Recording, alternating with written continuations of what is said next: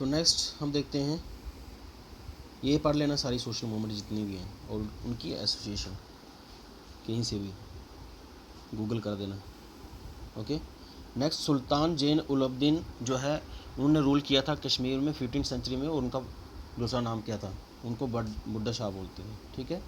और 8th question है, 4th Buddhist council जो है वो कश्मीर में हुई थी और किसकी लीडरशिप में हुई थी?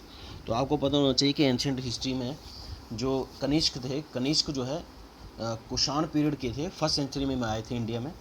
तो उस दौरान में जो 4th बुद्धिस्ट काउंसिल जो है वो कश्मीर में हुई। तो आपको जितनी भी काउंसिल हुई है टोटल, ये 4 काउंसिल हुई है बुद्धिस्ट काउंसिल। फर्स्ट कहाँ हुई, सेकंड कहाँ हुई, थर्ड कहाँ हुई और किसके अंडर हुई, तो आपको पता होना चाहिए। और जो 4 जो है कश्मीर में हुई थी, इसीलिए आपको पता होना चाहिए।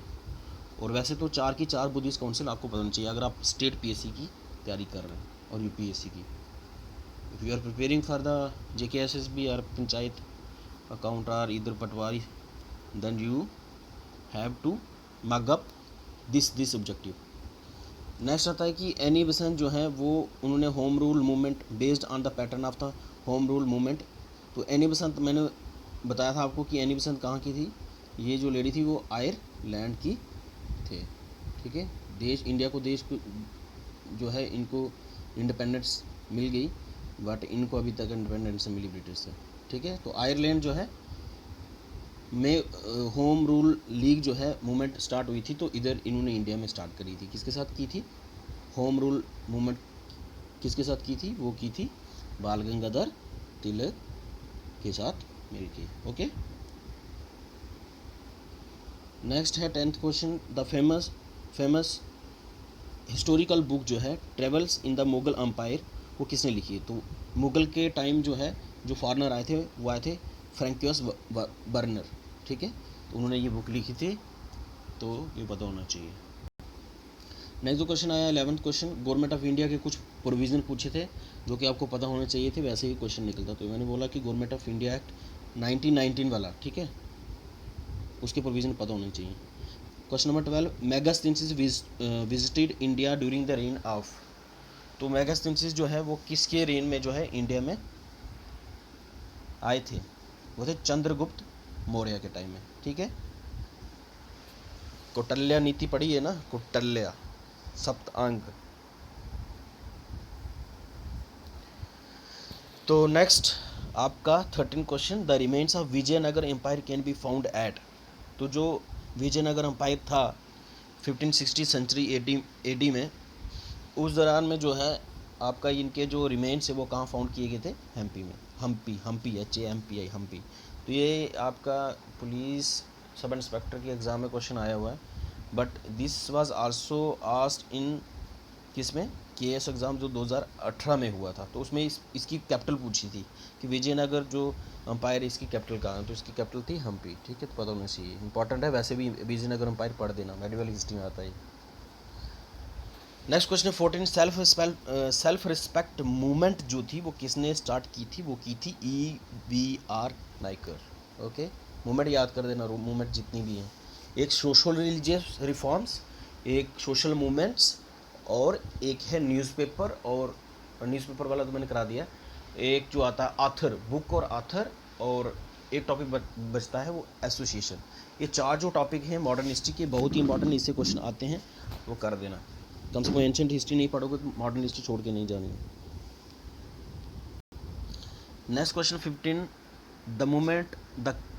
The movement came to an abrupt end because of Chauri Chaura incident was known as. वो मूवमेंट का नाम बताओ जो चोरी चोरा इंसिडेंट के बाद ख़त्म हो गई थी, बंद कर दी गई थी। तो आपको पता होना चाहिए चोरी चोरा इंसिडेंट कहाँ हुआ था। ये हुआ था गोरखपुर। गोरखपुर कहाँ है? यूपी में। चोरी चोरा इंसिडेंट में क्या हुआ था आपको पता है? 22 से 23 पुलिसमैन थे, उनको जला दिया था इंडिया वालों ने। ओके। तो ये नॉन कॉपरेशनल मूवमेंट आपकी स्टार्ट हुई थी 1920 से लेके 1922 तक। तो ये आपको पता होना चाहिए कि नॉन कॉपरेशनल मूवमेंट जो है कब से कब तक रही, और विद खिलाफत मूवमेंट ये चली थी। और चोरी चोरा इंसिडेंट के बाद इन्होंने कॉन्फ्रेंस बुलाई कांग्रेस की, INC की, इंडियन नेशनल कांग्रेस की, बरदौली में, और उस सेशन में इसको विथड्रा कर दिया गया। ओके, तो ये पूरा पता होना चाहिए नॉन कॉपरेशन मूवमेंट कब स्टार्ट हुई और किस इंसिडेंट के बाद बंद हुई। ओके, नेक्स्ट देख लेते हैं फोर्थ क्लास में। जो फोर्थ क्लास का एग्ज़ाम हुआ था उसमें 2 क्वेश्चन आए थे। मैंने इसलिए लिया क्योंकि ये बहुत ही इंपॉर्टेंट क्वेश्चन थे और किसी और एग्ज़ाम में भी आ सकते हैं, तो इग्नोर ना करें, क्योंकि फोर्थ क्लास को जो एग्ज़ाम आया था was a little bit tough, और इससे जो क्वेश्चन है आपको खुद पता चल रहा है कि जो लेवल है JKSSB का वो थोड़ा सा बढ़ रहा है, और आने वाले टाइम में मुझे लगता है JKPSC भी अपना लेवल थोड़ा बढ़ा रहेंगे। तो let us see this question. और वैसे भी मैंने ये करा दिए हैं। इसमें दी थी स्टेटमेंट की which of the following statement is correct, तो उसमें ईयर जो है वो रॉन्ग दिए थे, मैंने इधर सही करके लिखे हैं। और आपको पता होना चाहिए बैटल ऑफ प्लेसी जो थी ये हुई थी कब, 1757। यहीं से तो मैंने हिस्ट्री स्टार्ट की थी, मॉडर्न हिस्ट्री। नहीं देखा तो लेक्चर जाके देखो। फिर था नेक्स्ट बैटल ऑफ बक्सर, तो ये आपको पता है 1764 में स्टार्ट हुई थी। किसके बीच में लड़ाई हुई थी? ये लड़ाई हुई थी आपकी जो ईस्ट इंडिया कंपनी, ब्रिटिश की जो कंपनी थी इंडिया में, ब्रिटिश इंडिया के टाइम में ईस्ट इंडिया कंपनी के कमांडर थे हेक्टर मुनरो, और जो बंगाल के नवाब और अवध के नवाब और शाह आलम सेकंड ऑफ दिल्ली, इन तीनों के साथ ईस्ट इंडिया कंपनी की लड़ाई हुई और ईस्ट इंडिया कंपनी जीत जाती है। उसको हेड कौन कर रहे होते हैं? वो कर रहे होते हैं Hector Munro.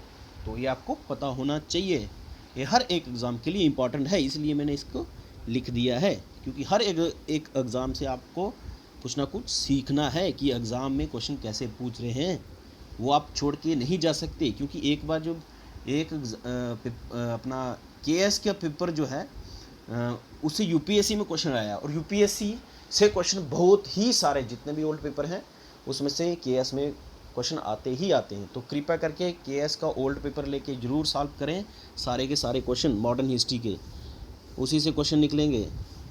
Next, Pitt's India act जो है वो कब आया? 1784 में। किसके टाइम में आया था? लॉर्ड बैरन हेस्टिंग के टाइम में जो थी। और next, permanent settlement of Bengal जी कब हुई थी? 1793। ये पहले भी किसी और एग्जाम में आया था, और कॉर्नवालिस ने स्टार्ट की थी। Who was the ruler of the Bengal during the battle of Plassey? तो वो आपको पता है बैटल ऑफ प्लेसी किसके बीच में हुई थी? शुजाउद्दौला, ठीक है, 1757। ये फोर्थ क्लास का जो है इसमें एग्ज़ाम में आया, लेकिन ये बहुत ही इंपॉर्टेंट क्वेश्चन है। ये ऐसे नहीं रखना फोर्थ क्लास से तो याद नहीं रखने हैं, समझे? ये दोबारा भी आ सकते हैं किसी और एग्ज़ाम में, तो be sincere to your work. Next देख लेते हैं कुछ KS के जो क्वेश्चन हैं वो आए हुए हैं, जो KS के एग्ज़ाम में क्वेश्चन आए हुए हैं वो थोड़े से नज़र लगा देते हैं। KS का एग्ज़ाम हुआ था 2018 में लास्ट, अब होगा 2021 में। तो लेट अस सी। पार्लियामेंट और रिफॉर्म जो है इसके सारे प्रोविज़न पढ़ने हैं, मैं इसलिए जो क्वेश्चन आया था वो नहीं बता रहा हूँ, क्योंकि आपको इसके प्रोविज़न सारे पता होने चाहिए। गवर्नमेंट ऑफ इंडिया एक्ट 1909, मैंने जब बताया था आपको कि मॉडरेट और एक्सट्रीमिस्ट अलग हो गए थे सूरत स्प्लिट में 1907 में। उसके बाद जो मॉडरेट थे उनको लॉलीपॉप दिया गया था, ये वही लॉलीपॉप है पार्लियामेंट और रिफॉर्म। तो इसके प्रोविज़न सारे पता होने चाहिए, क्या क्या प्रोविज़न थे। प्रोविज़न क्या है यार, सीधी सी बात है कि क्या क्या बातें बोली गई हैं, 2-3-4 बातें। आप सीधे गूगल करो, पार्लियामेंट और रिफॉर्म लिखो, उसके प्रोविज़न लिखो और टेप दो उसको और रट लो, इतनी कोई बड़ी बात है ही नहीं है। नेक्स्ट क्वेश्चन है, दूसरा क्वेश्चन आया था, Indian statutory commission was also known as. तो ये आपको पता होना चाहिए कि इंडियन स्टैट्यूटरी कमीशन किसको बोलते थे। तो ये इसको बोलते थे साइमन कमीशन को। तो आपको पता है कि गवर्नमेंट ऑफ इंडिया एक्ट 1919 में जो आया उसमें क्या बोला था कि हम रिव्यू करेंगे कॉन्स्टिट्यूशन ऑफ इंडिया को।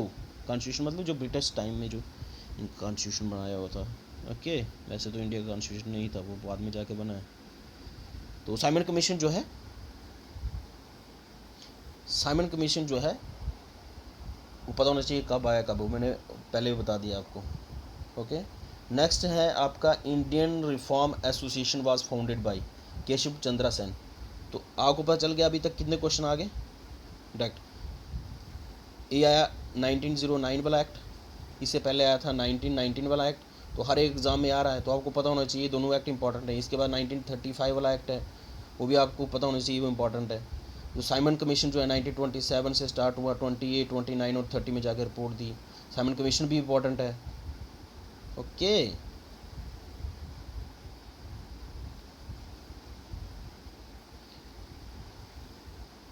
तो नेक्स्ट स्टार्ट करते हैं हम। क्वेश्चन नंबर 4 जो था वो था आपका, जो थियोसॉफिकल सोसाइटी थी इनके फाउंडर कौन थे। तो आपको सीधे से पता होना चाहिए, थियोसॉफिकल सोसाइटी जो थी ये थी कॉलन H.S. ऑलकोट, ठीक है। और जब इनकी डेथ हुई उसके बाद जो एनी बेसेंट थी जो इसकी प्रेसिडेंट बन गई थी।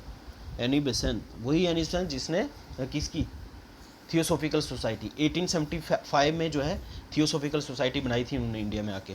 ओके, और इसी की प्रेसिडेंट बन गई थी कौन, एनी बेसेंट, किसकी, थियोसॉफिकल सोसाइटी की।